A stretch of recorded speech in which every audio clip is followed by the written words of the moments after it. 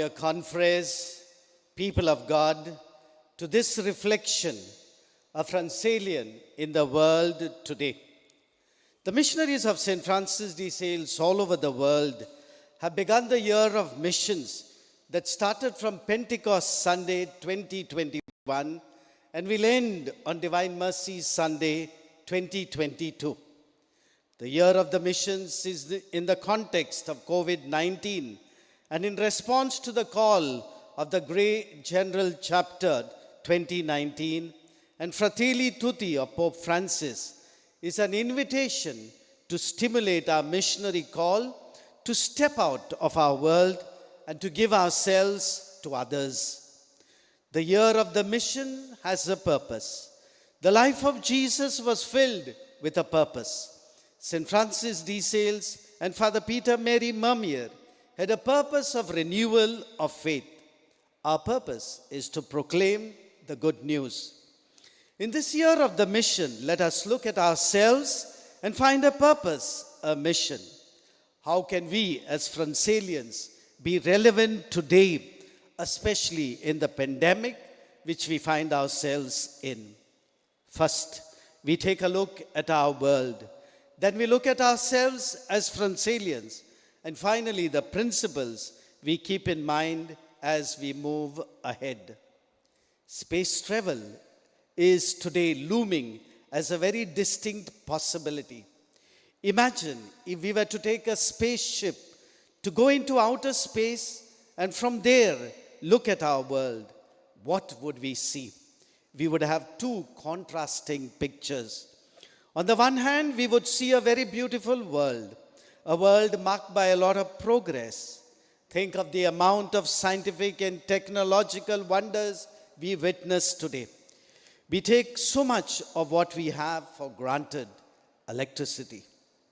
A world marked with a lot of care and concern. Think of the current pandemic, the way people from the four corners of the earth reached out. Because of the modern means of communication and the media, we become instantly aware of disaster and calamities in any part of the world. A world becoming unified and coming closer together. The whole world has become a kind of a global village, a tightly wired world, wired without wires. The buzzword today is globalization. One culture, one ethic. What happens in one corner of the world immediately has repercussions in the rest of the world. A world marked by tremendous speed.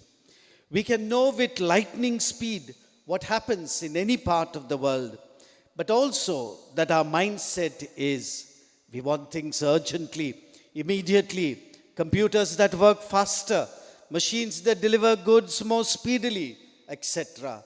Instant noodles, instant prayer. We want a thing and we get it. But on the other hand, we have a very ugly world. In the name of progress, we have destroyed so much of our beautiful world.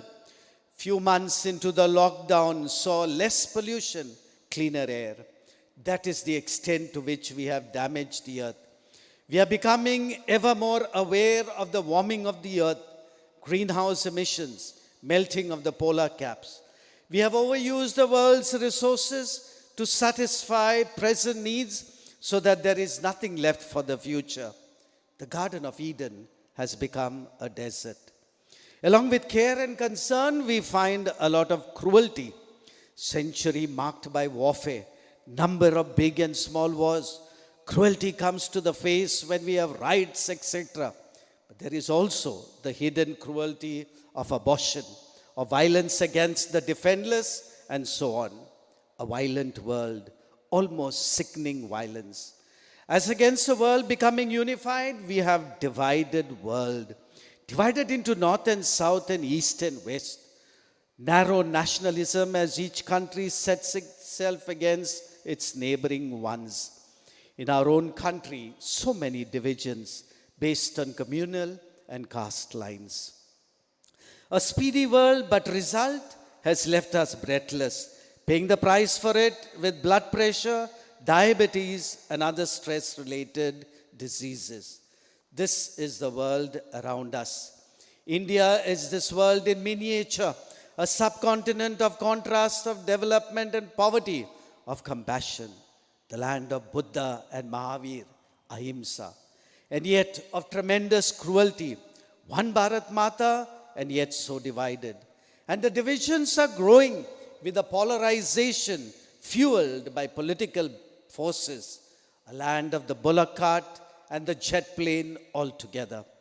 At the same time, a country with rich spiritual heritage, a country characterized by a deep yearning for God down the centuries.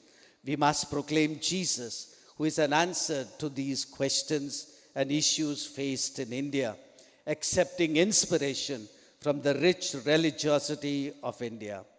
Having looked at our world, let us now turn to the Francalians. It is in this world of contrast that the Francalian is challenged to live his religious life.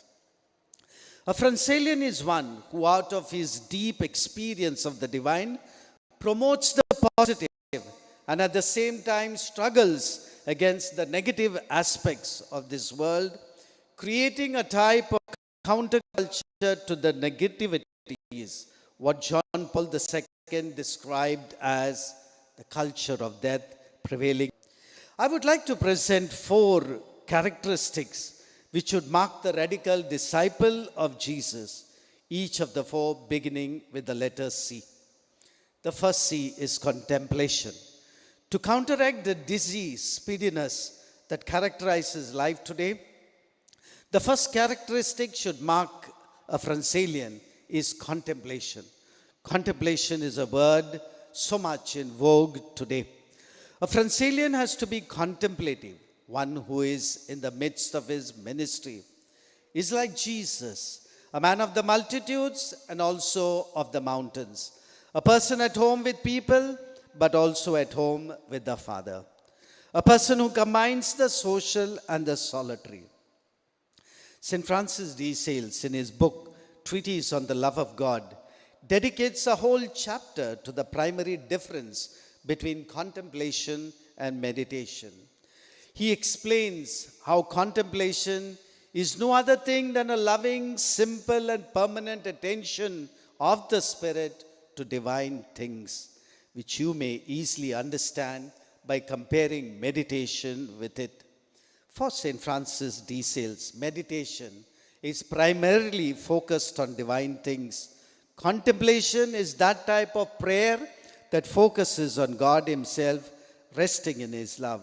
He calls contemplation elsewhere a loving attention. The words of Evangelii Gaudium are so true. The presence of constantly new gadgets, the excitement of travel, and an endless array of consumer goods at times leaves no room for God's voice to be heard. How can we fail to realize the need to stop this rat race and to recover the personal space needed to carry on a heartfelt dialogue with God? Both meditation and contemplation have their place in our lives and complement each other. We can incorporate both, using them to draw closer to the author of life and love itself. The second C is character. St. Francis de Sales says, "Be who you are and be that well."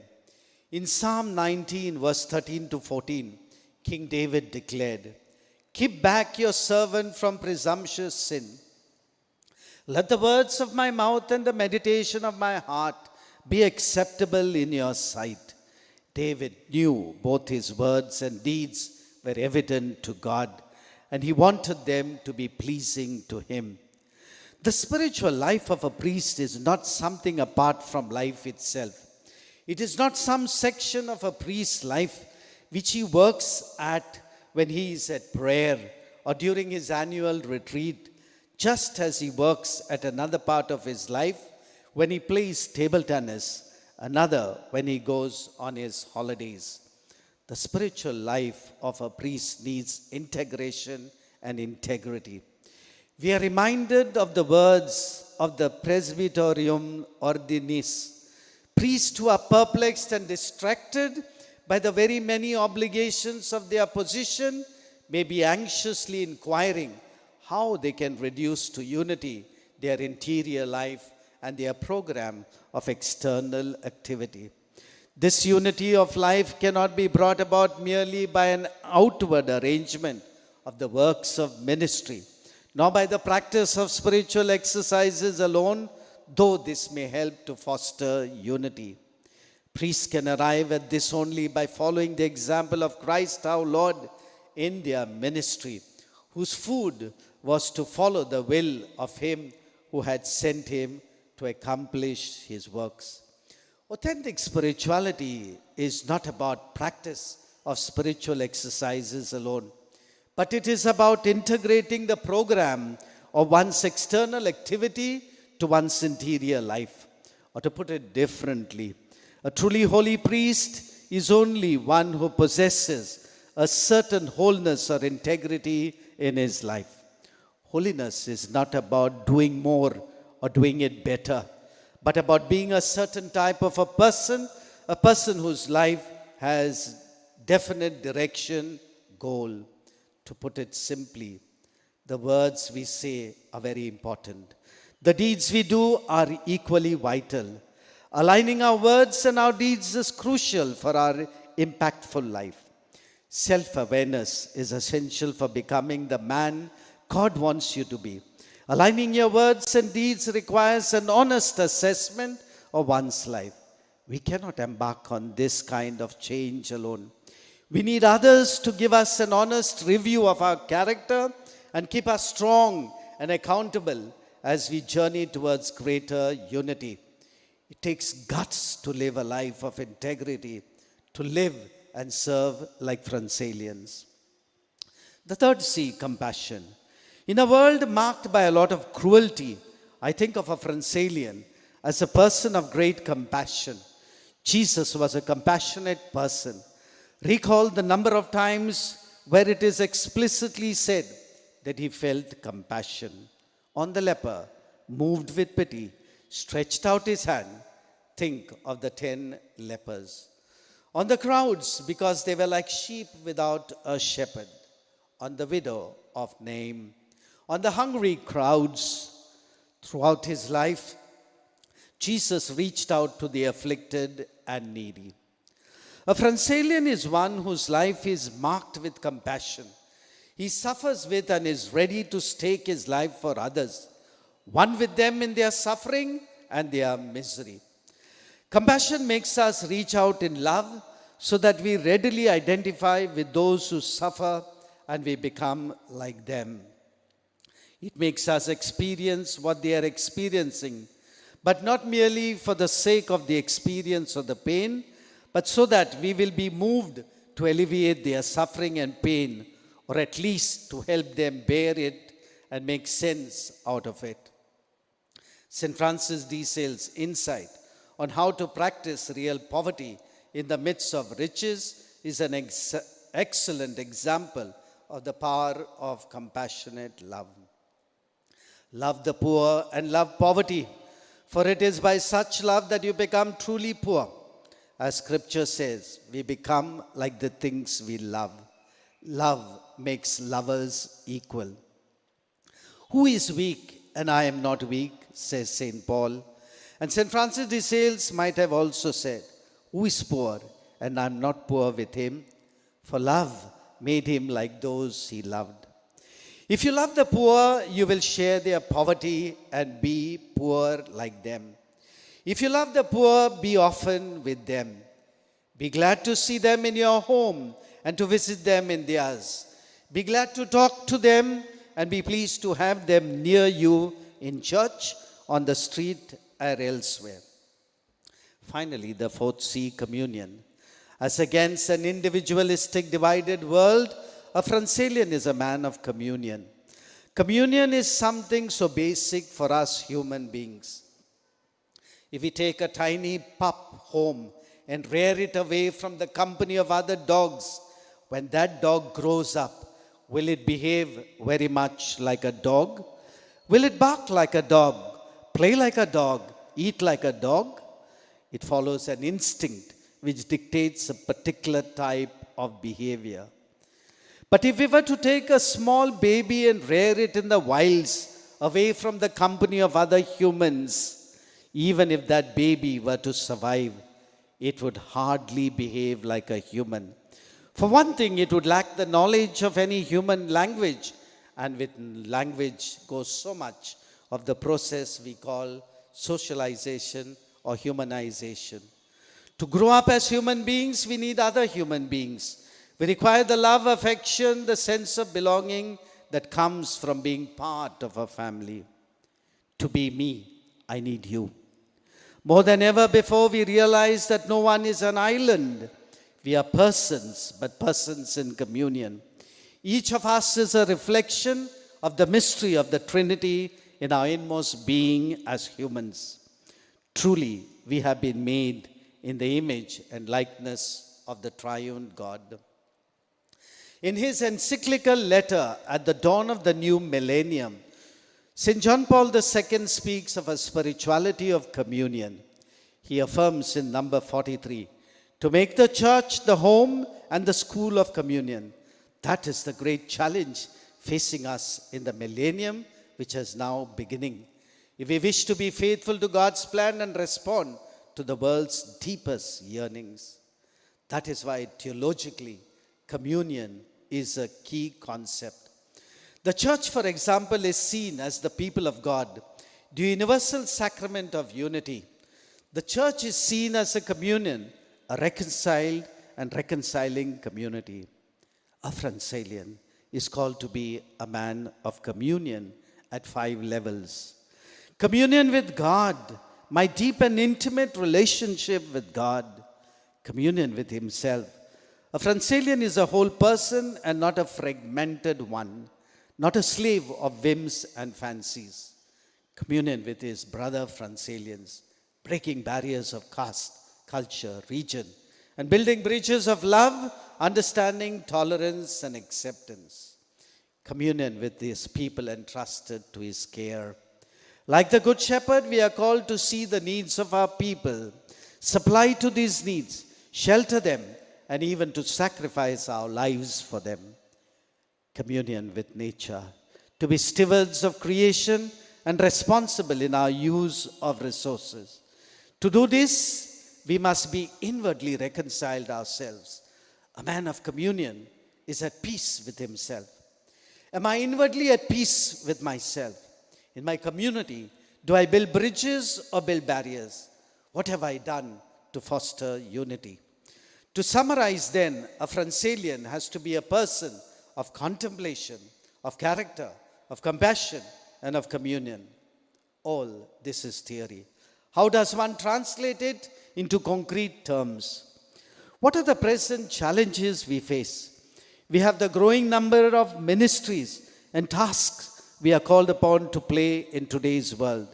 And at the same time, less personnel, depleting number of vocations, the fact that we no longer attract the best, increasing number of elderly Francilians needing care. The pandemic has thrown in new challenges to the church and to us Francilians. How do we cope with the new normal of online masses? Some are perhaps weary of preaching in front of the camera day in and day out. When giving is tight and the budget is tight, we may feel anxious over the financial viability. How do we reach out to the people in need of our assistance when finances are low? While living in challenging times of the pandemic, we are celebrating the year of the mission. We continue to carry our mission despite the limitations before us. We are, as it were, slowly learning to find a new normal. As we learn to find a new normal in the year of the mission, we trust the risen Christ. We do not know the future, but we know who holds the future.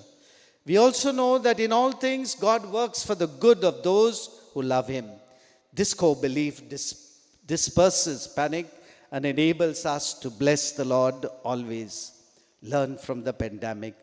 Many have lost their lives. We have lost our confreres and loved ones, and this saddens us. Yet, on the brighter side, there are lessons to learn.